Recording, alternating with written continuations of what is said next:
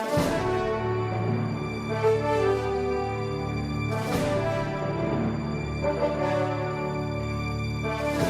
Iglesia Bíblica del Señor Jesucristo presenta Palabra de Gracia.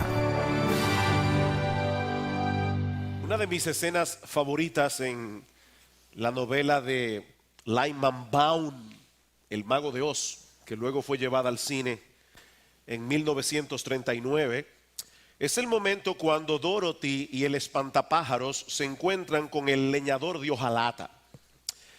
Cuando el espantapájaros le dice que él tenía la esperanza de que el Mago de Oz le diera un cerebro, ya que él tenía la cabeza rellena de paja, el leñador de hojalata trata de convencerlo de que tener cerebro no es la mejor cosa del mundo.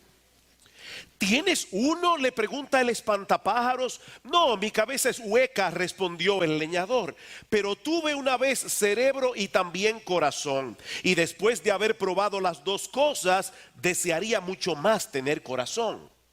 Y entonces le relata una historia muy triste de por qué él deseaba una cosa en vez de la otra. Pero el espantapájaros no termina de convencerse. Yo de todos modos pediré un cerebro y no un corazón, pues un tonto no sabría qué hacer con un corazón si lo tuviera. Yo me quedo con el corazón, respondió el leñador de hojalata, pues el cerebro no da la felicidad, y la felicidad es la mejor cosa del mundo. Definitivamente, cuando yo leí El Mago de Oz me di cuenta de algo. Este no es un libro para niños. Es un libro bien profundo. He ahí, hermanos, la disyuntiva que nos plantea Lyman Baum. ¿Qué es más importante? ¿Tener un cerebro que funciona adecuadamente o tener corazón? ¿Las emociones o el intelecto? Bueno, si Salomón hubiera leído El Mago de Oz, probablemente habría estado de acuerdo con el espantapájaros de que sirve muy poco tener corazón cuando no se tiene cerebro. Pero probablemente le hubiera hecho la observación de que un cerebro que funciona bien con un corazón que funciona mal tampoco sirve de mucho. En otras palabras, en nada nos ayuda tener un buen cerebro cuando se tiene un mal corazón. Esa es una de las lecciones que nosotros aprendemos de este pasaje que a primera vista parece muy complicado, que nosotros vamos a estudiar en esta mañana en nuestra serie de estudios expositivos en el libro de Eclesiastés. A través de algunos ejemplos, de algunos proverbios, Salomón va a complementar la enseñanza de los versículos anteriores que vimos el domingo pasado sobre lo misterioso e impredecible que resulta muchas veces el gobierno providencial de Dios en el mundo. Nosotros vimos el domingo pasado que no siempre la carrera la ganan los más ligeros, ni la victoria en la batalla es siempre del más fuerte, porque hay muchos factores que inciden en todo lo que nosotros hacemos y de los cuales no tenemos ningún control. Sin embargo, eso no quiere decir que da lo mismo lo que hagamos o lo que dejemos de hacer, como piensan muchos, porque a final de cuentas no importa qué tanto te afanes, será lo que será. Estamos en las manos del destino, o estamos en las manos de un Dios caprichoso y antojadizo. No, mis hermanos, si bien es cierto que el gobierno providencial de Dios es un misterio y que nuestras vidas están en sus manos, como vimos en Eclesiastés capítulo 9, versículo 1, el hombre sigue siendo un agente responsable y sus decisiones juegan un papel de mucha importancia en el desarrollo de su vida. De ahí la necesidad de conducirnos con sabiduría en este mundo y alejarnos de la necedad, que es el tema de la porción que nosotros vamos a estudiar en la mañana de hoy. Salomón nos dice en Eclesiastés capítulo 2 versículo 13 que la sabiduría sobrepasa a la necedad como la luz a las tinieblas. Es 1000 veces mejor vivir como sabios que comportarnos como necios. Ahora bien, Es importante aclarar en este punto de mi mensaje en esta mañana que desde el punto de vista bíblico estas dos categorías de la sabiduría y la necedad no tienen nada que ver con nuestro coeficiente intelectual. Es decir, se puede ser muy inteligente y muy necio al mismo tiempo. De hecho, muchas personas con un alto coeficiente intelectual viven muy neciamente. ¿Qué es un necio según la Biblia? Bueno, es aquel individuo que es movido por las inclinaciones naturales de su corazón.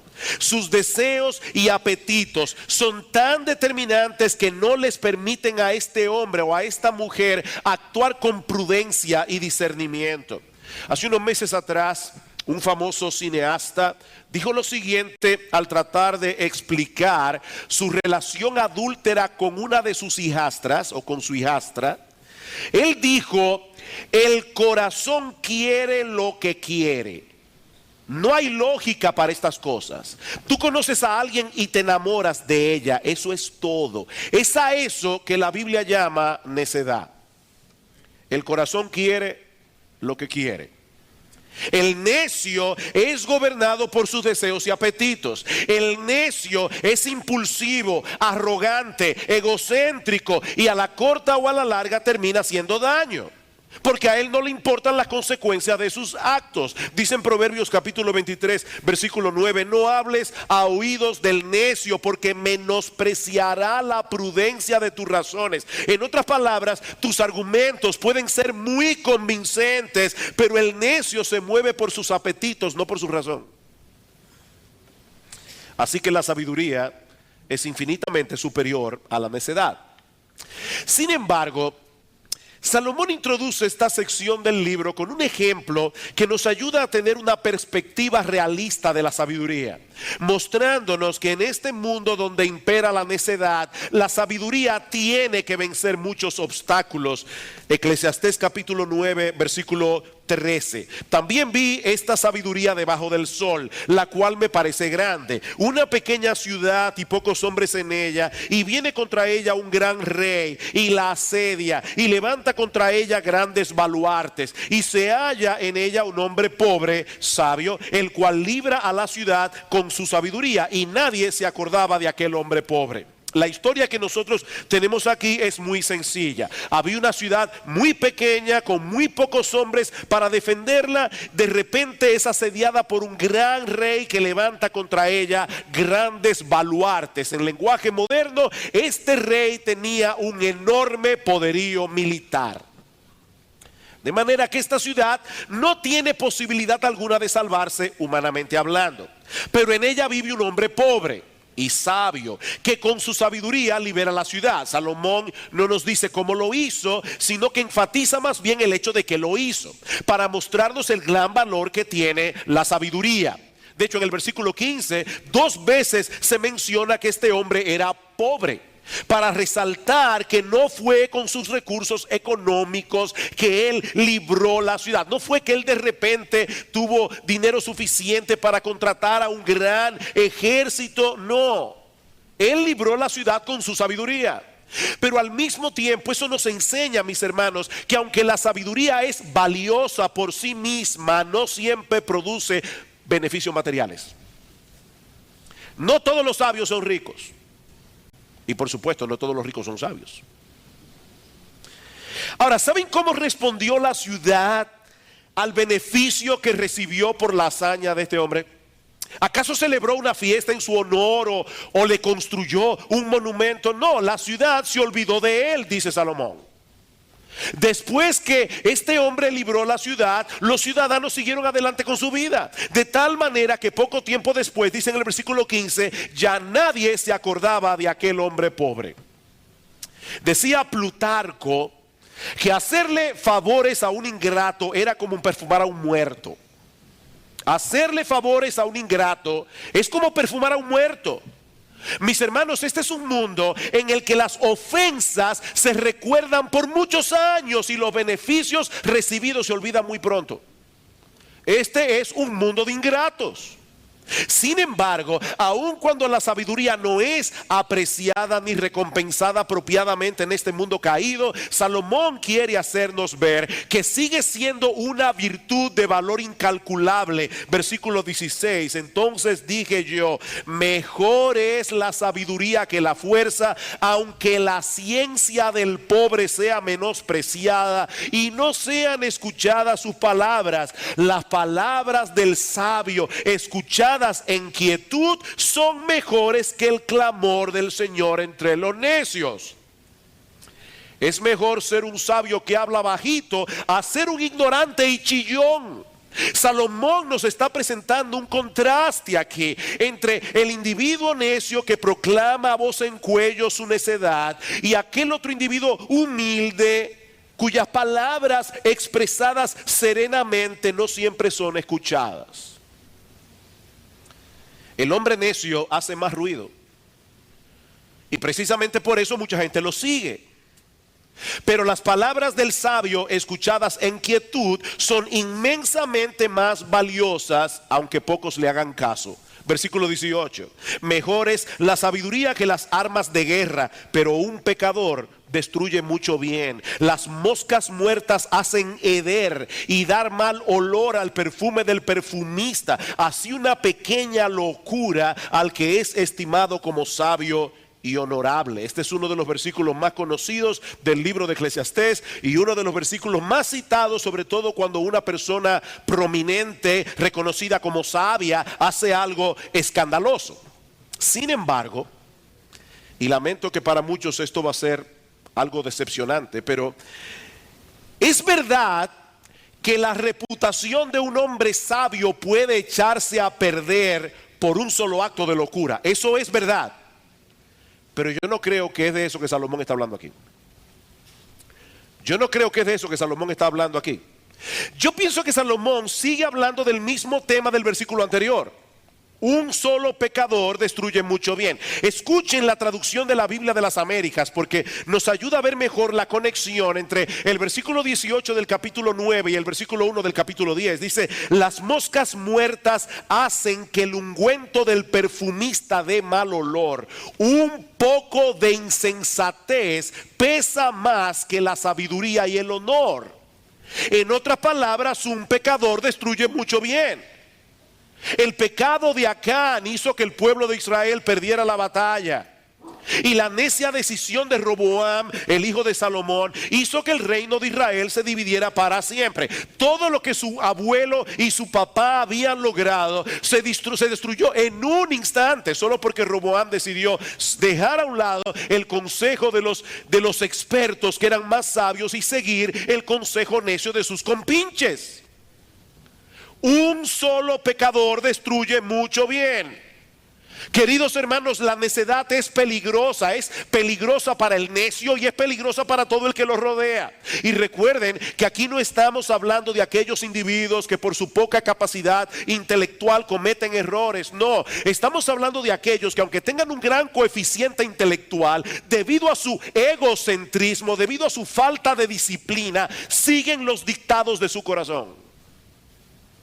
La necedad es peligrosa. Y eso nos lleva a nuestro segundo encabezado. Ya Salomón nos ha mostrado una perspectiva realista de la sabiduría, pero ahora quiere hacernos ver en qué consiste la necedad. Mis hermanos, ¿por qué los necios son necios? Esa es una pregunta interesante. Ya que la necedad es tan peligrosa, ¿por qué los necios son necios? Salomón responde: por la inclinación de sus corazones. Versículo 2 del capítulo 10. El corazón del sabio está a su mano derecha, mas el corazón del necio a su mano izquierda. Pastor, ¿hay algún problema en ser zurdo? Por supuesto que no. Pero lo cierto es que nosotros vivimos en un mundo donde predominan los diestros. Se calcula que entre un 8 y un 13% de la población mundial es zurda. Eso quiere decir que para la mayoría de las personas que poblamos este planeta, la izquierda es la mano en la que tenemos menos fuerza y en la que tenemos menos destreza.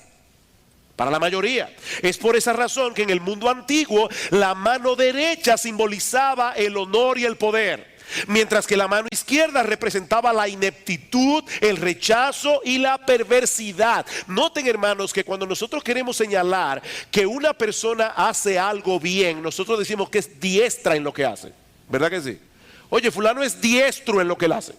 Pero cuando nosotros queremos señalar algo que es oscuro y perverso, decimos que es siniestro. Bueno, esa palabra viene del latín y significa a la mano izquierda. Es por eso que en el pasaje de Mateo capítulo 25, en los versículos 31 y 41, se nos dice que el Señor va a poner a sus ovejas, ¿a qué mano? A la mano derecha, y a los cabritos, es decir, a los que no creían en Él, a la mano izquierda. Ahora, por otra parte, cuando la Biblia habla del corazón, se refiere, para ponerlo en lenguaje más sencillo, a la cabina de control del ser humano. Dice el texto que el corazón del sabio está en su mano derecha, el corazón del necio a la mano izquierda. Bueno, el corazón es la cabina de control del ser humano. Por eso es que dice en Proverbios capítulo 4, el famoso texto, versículo 23, sobre toda cosa guardada, guarda tu corazón, porque de él mana la vida. Allí se encuentra, como dice Charles Bridges, el centro de nuestros afectos, el asiento del conocimiento, la fuente de donde emanan nuestros propósitos y emociones. Así que, hermanos, lo que Salomón nos está diciendo aquí es que el corazón del sabio lo inclina hacia aquello que es correcto, mas el corazón del necio lo mueve en la dirección opuesta. Y es por eso que todo el mundo a su alrededor se da cuenta que el tipo es un necio, versículo 3. Y aún mientras va el necio por el camino le falta cordura, y va diciendo a todos que es necio. Todo el tiempo está tomando decisiones equivocadas, diciendo lo que no debe decir, hablando cuando se debe callar. Y cuando alguien intenta corregirlo, el necio no escucha consejos. Dice en Proverbios capítulo 12, versículo 15, que el camino del necio es derecho en su propia opinión. Él sabe más que todo el mundo. Su camino es derecho en su propia opinión, y precisamente por eso se meten muchos problemas. Y eso nos lleva a nuestro tercer encabezado: los resultados de la necedad. A partir del versículo 4, Salomón nos comparte un conjunto de proverbios que a primera vista no parecen tener conexión entre sí. Pero cuando los miramos más detenidamente nos damos cuenta que todos ellos giran en torno a la necedad y a los resultados de la necedad en el gobierno, en el trabajo y en el hablar. Es de eso que Salomón está hablando aquí. Versículo 5. Hay un mal que he visto debajo del sol, a manera de error emanado del príncipe. Pastor, saltó el versículo 4. No se preocupe, vamos a llegar allí. Pero yo he querido agrupar estos versículos en su forma más fácil de exponer, vamos a decirlo de esa manera. Dice en el versículo 5: hay un mal que he visto debajo del sol, a manera de error emanado del príncipe. La necedad está colocada en grandes alturas, los ricos están sentados en lugar bajo. Alguno dirá: ¿y qué problema tiene eso? Qué bueno que es así, la guerra del proletariado. No, espérese. Vi a siervos a caballo y príncipes que andaban como siervos sobre la tierra. En los días de Salomón, los pobres tenían muy poca oportunidad de prepararse adecuadamente para el gobierno de una nación. De manera que lo que se está promoviendo aquí no es que los ricos gobiernen por ser ricos, sino que los puestos de la administración pública estén en las manos de los más aptos. Noten en el versículo 6 que el problema que Salomón está presentando aquí es cuando la necedad está colocada en grandes alturas. Mis hermanos, cuando eso sucede, el resultado será desastroso para la nación. Así que los mejores gobernantes son aquellos que colocan en los puestos de poder a las personas más aptas y no piden excusa por eso. Voy a repetir eso otra vez. Los mejores gobernantes son aquellos que colocan en los puestos de poder a las personas más aptas y no piden excusa por eso. Lamentablemente, mis hermanos, eso no es lo que suele suceder, porque muchas veces los gobernantes suben al poder con muchos compromisos previos y tienen que honrar sus compromisos. Como bien señala un comentarista, los disparates y los errores de los gobiernos humanos pueden ser vistos a menudo en esta tragedia. ¿Cuál es la tragedia? Que los gobernantes ponen a sus necios favoritos por encima de otros que son más calificados. Eso es terrible, hermanos, cuando los gobernantes ponen en los puestos clave del gobierno a sus necios favoritos. Dice en Proverbios capítulo 26, versículo 8, que el que le da honra al necio es como el que ata la piedra a una honda. ¿Y eso qué significa? Bueno, si tú vas a usar una honda como la que usó David cuando luchó contra Goliat, tú tienes que dejar la piedra suelta, porque de lo contrario la honda no funciona. Si tú amarras la piedra a la honda no sirve. Y eso es precisamente lo que ocurre cuando se le da honra a un necio. Cuando se coloca a un necio en un puesto de honor, él no va a usar el puesto para bien, sino para mal. Es un necio. Y el asunto es 1000 veces peor cuando el gobernante mismo es un necio.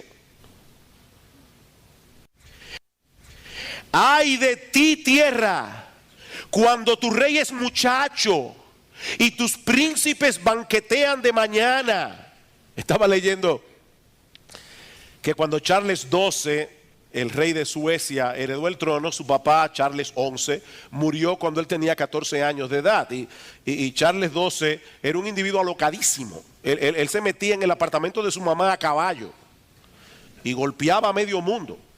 Y finalmente todos los pastores de Estocolmo se pusieron de acuerdo para predicar en el mismo domingo de Eclesiastés 10:16.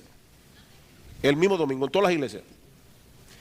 Ay de ti, tierra, cuando tu rey es muchacho y tus príncipes banquetean de mañana. Bienaventurada tu tierra cuando tu rey es hijo de nobles y tus príncipes comen a su hora para reponer sus fuerzas y no para beber. La palabra muchacho que usa Salomón aquí no solo hace referencia a los que tienen, sino también a los que son inmaduros, a los que son infantiles, independientemente de la edad que tengan.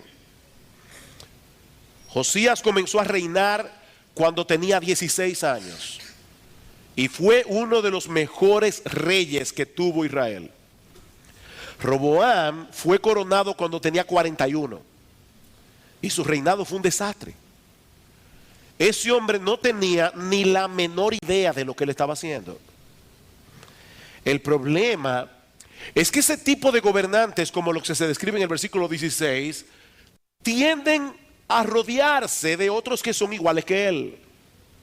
Por eso Salomón dice que estos príncipes no se levantaban de mañana para pensar en la economía o cómo mejorar la defensa de la nación. No, ellos se levantaban temprano para seguir la borrachera del día anterior. Son unos necios. Mis hermanos, este es un mal tan terrible que muchas veces Dios envía ese tipo de funcionarios a una nación para castigarla. Dios usa ese tipo de gobernantes para castigar a las naciones. Dice en Isaías capítulo 3 versículo 4 y 5: y les pondré jóvenes por príncipes y muchachos serán sus señores. Y hay otra traducción que dice: niños caprichosos serán sus señores. Y el pueblo se hará violencia unos a otros, cada cual contra su vecino. Y el joven se levantará contra el anciano y el villano contra el noble. ¿Cuál es la mentalidad de este tipo de funcionarios? Disfrutar del cargo mientras lo tenga, aunque el país se caiga en pedazos. Versículo 18. Por la pereza se cae la techumbre y por la flojedad de las manos se llueve la casa. En los días de Salomón, los techos debían recubrirse regularmente con cal para tapar las grietas que aparecían con el tiempo y así evitar que se colara el agua de lluvia. Pero el hombre indolente siempre deja esas cosas para después.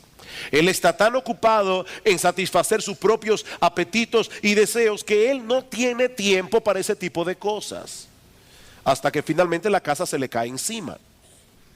Y lo mismo ocurre con una nación cuando el gobernante es un incompetente y los funcionarios viven para sus propios placeres. Versículo 19. Por el placer se hace el banquete y el vino alegra a los vivos y el dinero sirve para todo. Aparentemente Salomón nos está mostrando aquí cuál es la forma de pensar de este tipo de individuos. Esa es su cosmovisión, eso es lo que lo mueve. Gocemos mientras podamos, acumulemos todo el dinero que podamos, porque las ventajas del poder no duran para siempre. Son solo 4 años. Cuando yo estaba estudiando este pasaje, pensé, ay, qué bueno es saber que la historia humana termina en el tribunal de Dios. Qué tranquilidad saber que la historia termina en un juicio y que en esa corte no se hace acepción de personas. Dice Juan que él vio en una visión en el día del juicio a todos los muertos, grandes y pequeños, de pie ante Dios. Allí no importa el título, la cuenta bancaria, si es en dólares, si es en pesos, si es en yen, si es en euro. Todos los muertos, grandes y pequeños, de pie ante Dios.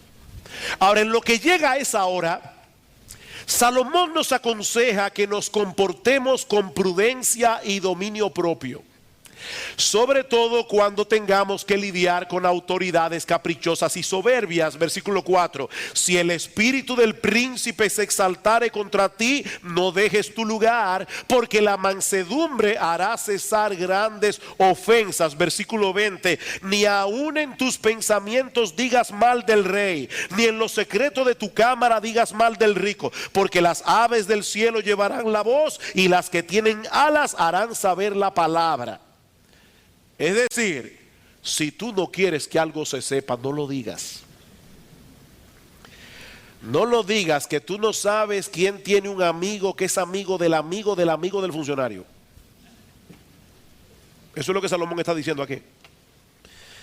Y mis hermanos, debemos recordar que Salomón está pensando aquí en regímenes monárquicos, donde la autoridad del rey era casi absoluta. Nosotros vivimos en una democracia. Una democracia que provee mecanismos legítimos para manifestar nuestro desacuerdo con las decisiones, con las políticas del gobierno, y cada 4 años tenemos la oportunidad de elegir otros gobernantes. Aunque a veces eso no ayuda mucho, pero decía Winston Churchill que la democracia es el peor sistema de gobierno diseñado por el hombre, con la excepción de todos los demás sistemas que se han probado de vez en cuando. En otras palabras, no existe ningún sistema de gobierno perfecto, por el simple hecho de que el hombre no es perfecto. Ahora, yo prefiero vivir en una democracia que vivir en una dictadura. Gracias al Señor, hermano, que vivimos en una democracia y no en una dictadura, porque probablemente yo no hubiera podido estar aquí libremente predicando de ese texto en la era de Trujillo. Eso también es una realidad. Sin embargo, aún así, aunque estamos en una democracia, debemos seguir el consejo de Salomón, sobre todo cuando tenemos que lidiar con aquellos que están en autoridad y no tienen un buen carácter. Y esto no solamente se aplica a nuestra relación con el gobierno, se aplica al hogar. Hay hermanas que están casadas con hombres que no tienen un buen carácter.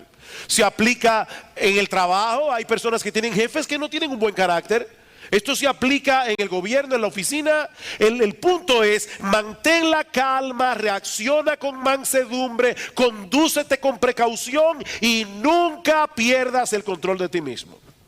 Eso es lo que Salomón nos está diciendo aquí.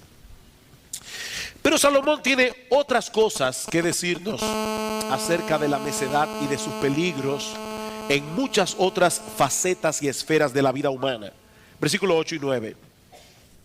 El que hiciere hoyo caerá en él, Y al que aportillare vallado le morderá la serpiente. Quien corta piedra se hiere con ellas. El que parte leña en ello peligra. ¿De qué está hablando aquí? De la necedad en el lugar de trabajo.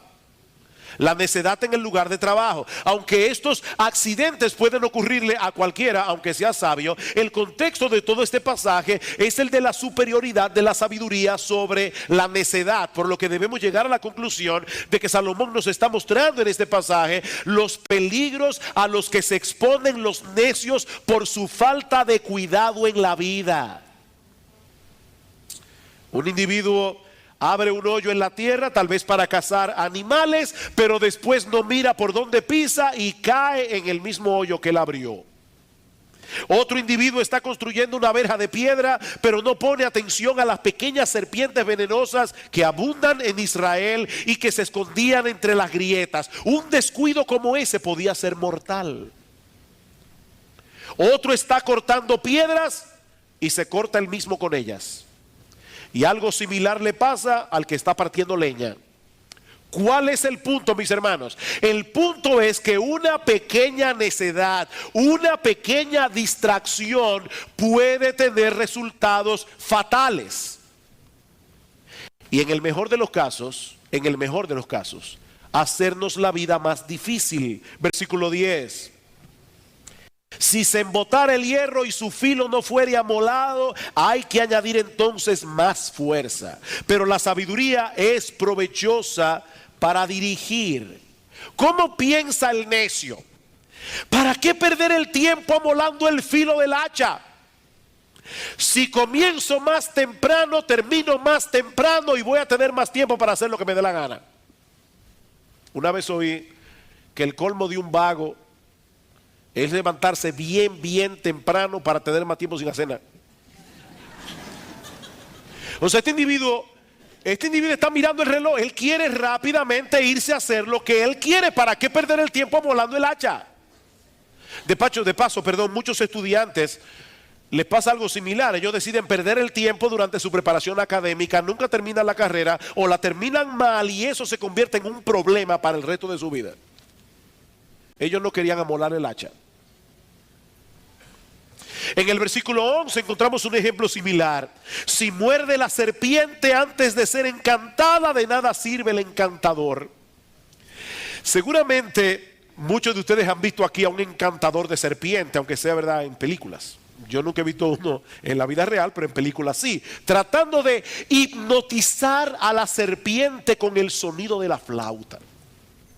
Bueno, la realidad es que la música tiene muy poco que ver con el supuesto encantamiento, porque las serpientes son sordas. Las serpientes no tienen oídos externos. Lo que atrae su atención son las acciones y miradas del encantador. Hay que tener mucha paciencia para poder perfeccionar este arte. De manera que si el individuo, por ser un necio, se apresuraba y actuaba antes de tiempo, antes de que la serpiente estuviera encantada, se arriesgaba a ser mordido por la serpiente o a dañar por completo el espectáculo y quedarse sin ganancia. Todas estas historias nos llevan a la misma conclusión. Los necios actúan descuidada y apresuradamente y terminan haciéndose daño a sí mismos. Eso es lo que hace un necio. Mis hermanos, yo quiero insistir, la necedad es peligrosa. La necedad es dañina. Ahora, lo que más distingue al necio son sus palabras. Eso es lo más característico del necio. Versículo 12. Las palabras de la boca del sabio son llenas de gracia. Eso nos recuerda Efesios 4, ¿verdad?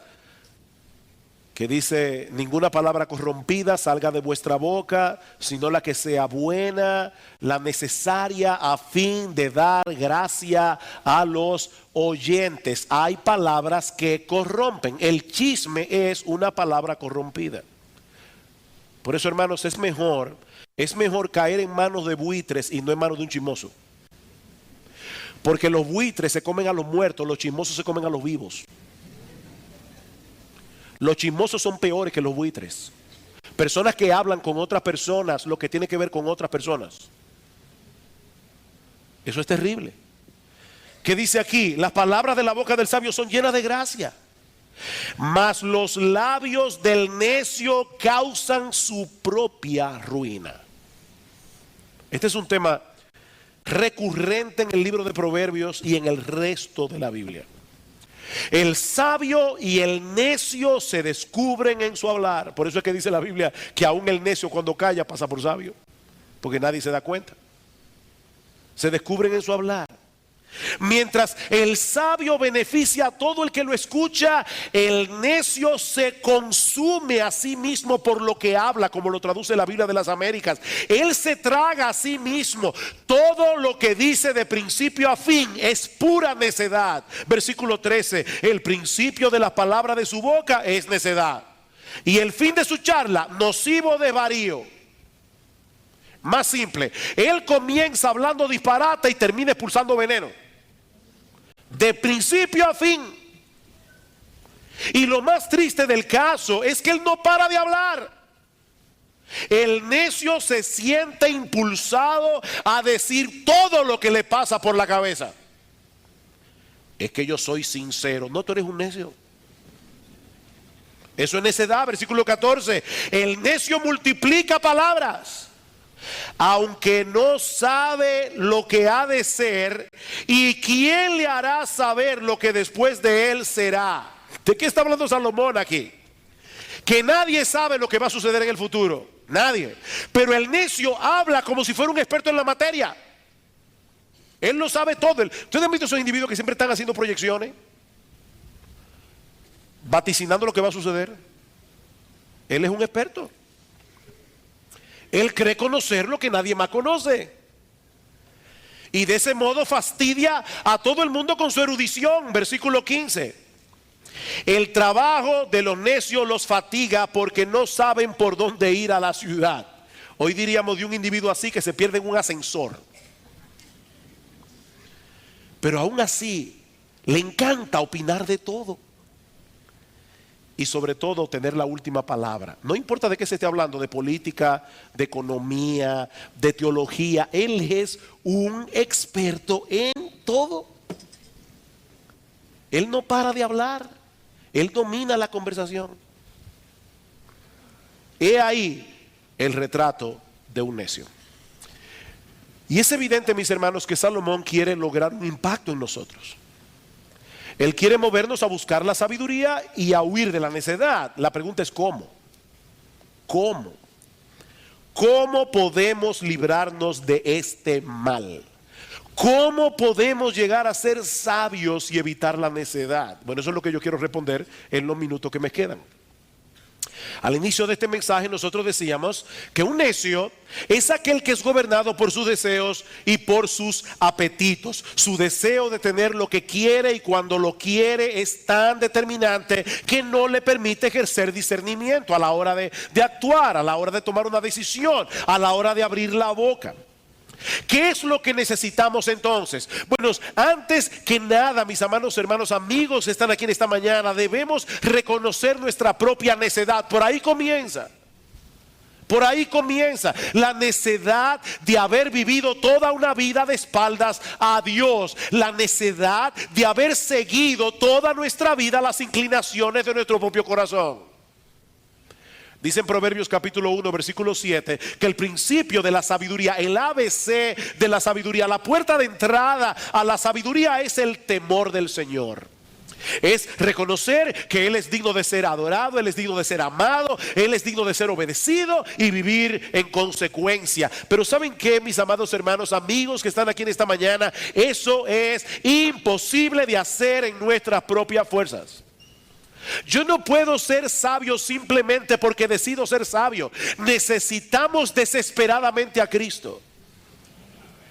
¿Tú recuerdas el relato del hombre pobre pero sabio que rescató una ciudad? Pero yo no pienso que Salomón tenía a Cristo en mente cuando escribió este relato.